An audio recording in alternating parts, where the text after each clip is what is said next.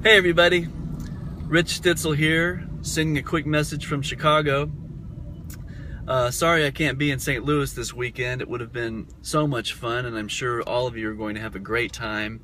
As irony would have it, I'm here because I'm playing gigs all weekend, which is what I always do, and I'm sure that that has a lot to do with my training from Jerry Barnes.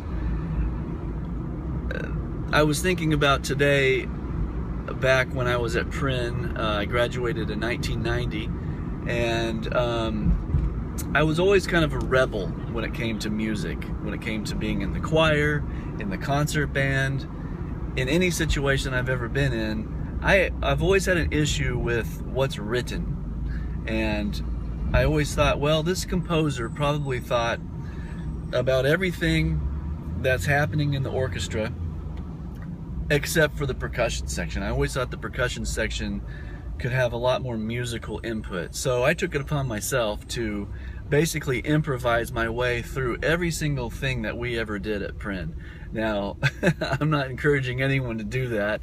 That's just the way that I was. Now, the reason I'm saying that is I even made up my own parts in choir.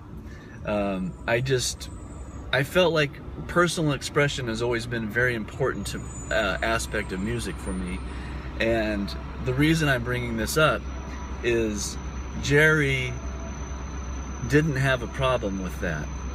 Jerry was supportive of my need to be creative at all moments. I didn't want to read what was on the page. I wanted to make up something that sounded more musical to me. Now that is just when I would show up to band, because very often it would be band class and I would show up for a second and then I would take off. I would leave band rehearsal almost every time we had band rehearsal.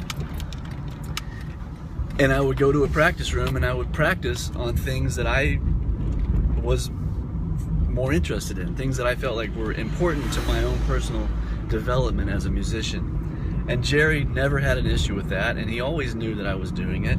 And the fact that he allowed me to do that probably has a lot to do with why I was able to become a professional musician.